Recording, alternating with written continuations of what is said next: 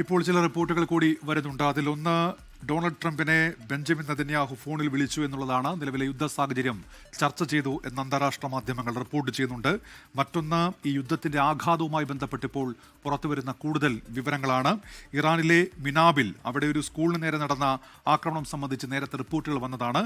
അവിടെ 54 കുട്ടികൾ മരിച്ചു എന്നുള്ള റിപ്പോർട്ട് ഇപ്പോൾ വരുന്നുണ്ട്. അതോടൊപ്പം തന്നെ സമീപ നഗരമായ ജാസ്കിൽ ആക്രമണമുണ്ടായി. അവിടെ 16 പേരാണ് കൊല്ലപ്പെട്ടത് എന്ന റിപ്പോർട്ട് വരുന്നു. അങ്ങനെയെങ്കിൽ മരണസംഖ്യ അവിടെ മാത്രം ആ 2 പ്രദേശങ്ങളിൽ മാത്രമായി 70 ആകുന്നു.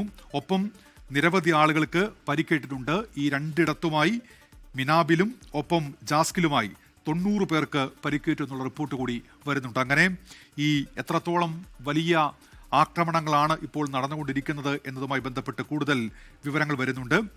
ഇന്ത്യയിൽ നിന്നുള്ള കൂടുതൽ വിമാന സർവീസുകൾ റദ്ദാക്കി എന്നുള്ള റിപ്പോർട്ടുകൾ കൂടി വരുന്നുണ്ട്. അതിലൊന്ന് ബംഗളൂരു വിമാനത്താവളത്തിൽ നിന്നുള്ള 11 സർവീസുകൾ ഇതിനോടകം റദ്ദാക്കിയിട്ടുണ്ട് എന്നതാണ്. ഗൾഫിലേക്കുള്ള വിമാന സർവീസുകളാണ് ഇതെല്ലാം.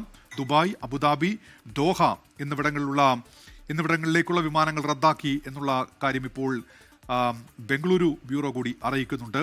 ദോഹയിൽ ഇതിനിടയിൽ സ്ഫോടന ശബ്ദം കേട്ടു. അങ്ങനെ കൂടുതൽ വിവരങ്ങൾ വരുന്നുണ്ട്. ജലീൽ കണ്ണമംഗലം വിശദാംശങ്ങളുമായി ഇപ്പോൾ ചേരുന്നുണ്ട് സൗദിയിൽ നിന്ന്. ജലീൽ, ഈ ഇറാന്റെ ആക്രമണത്തെ സൗദി അപലപിക്കുന്നുണ്ട്. ഔദ്യോഗികമായി ഇതുമായി ബന്ധപ്പെട്ട് എന്തൊക്കെ വിവരങ്ങൾ സൗദി ഇപ്പോൾ നൽകുന്നുണ്ട്? GCC രാഷ്ട്രങ്ങളിൽ ഉണ്ടായ ഇറാന്റെ ആക്രമണം സംബന്ധിച്ച ചില റിപ്പോർട്ടുകൾ വരുന്നുണ്ടല്ലോ.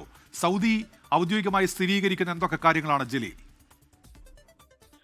ഡോക്ടർ ഉന്മേഷ്, സൗദിയെ സംബന്ധിച്ചിടത്തോളം സൗദി മറ്റുള്ള രാജ്യങ്ങളെ അപേക്ഷിച്ച് അല്പം ശാന്തമാണ്. എന്നാൽ സൗദിയിൽ 2 സ്ഥലങ്ങളിൽ ഇറാന്റെ ആക്രമണം നടന്നിട്ടുണ്ട്. അതിലൊന്ന് റിയാദിലാണ്, മറ്റൊന്ന് അൽഖോബാറും ദമാമും ഒക്കെ ഉൾപ്പെടുന്ന കിഴക്കൻ പ്രവിശ്യയിലാണ്.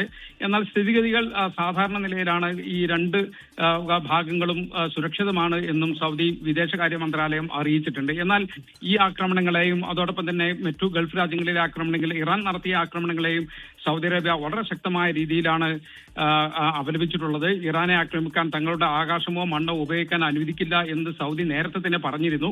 അത് ആവർത്തിക്കുകയാണ് സൗദി ഇപ്പോഴും ചെയ്തിരിക്കുന്നത്. ഇത് അറിഞ്ഞുകൊണ്ട് തന്നെയാണ് ഇറാൻ സൗദിക്ക് നേരെ ഇപ്പോൾ ആക്രമണം നടത്തിയിരിക്കുന്നത് എന്നാണ് വിദേശകാര്യ മന്ത്രാലയം പ്രസ്താവനയിൽ പറയുന്നത്. അതേസമയം തിരിച്ചടിക്കാൻ സൗദിക്ക് അവകാശമുണ്ട് എന്നും വിദേശകാര്യ മന്ത്രാലയം പറയുന്നുണ്ട്.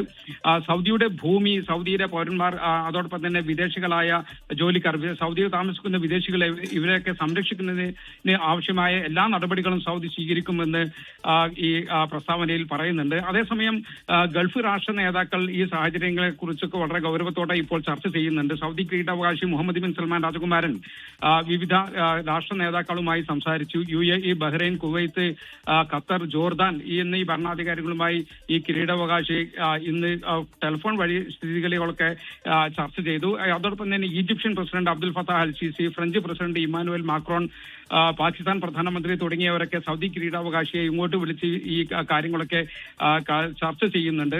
ഈ രാജ്യങ്ങളുടെ, അതായത് ഈ ഗൾഫ് മേഖലയിൽ ആക്രമണത്തിന് ഇരയായ ഗൾഫ് രാജ്യങ്ങളുടെയൊക്കെ സുരക്ഷയ്ക്കും പരമാധികാരത്തിനു വേണ്ടി സൗദിയുടെ എല്ലാ സന്നാഹങ്ങളും ലഭ്യമാക്കും എന്നും സൗദി വിദേശകാര്യ മന്ത്രാലയം അറിയിച്ചിട്ടുണ്ട്. സൗദിയിലെ വിമാന സർവീസുകൾ പലതും റദ്ദാക്കിയെങ്കിലും വിമാനത്താവളങ്ങളൊന്നും അടച്ചിട്ടില്ല.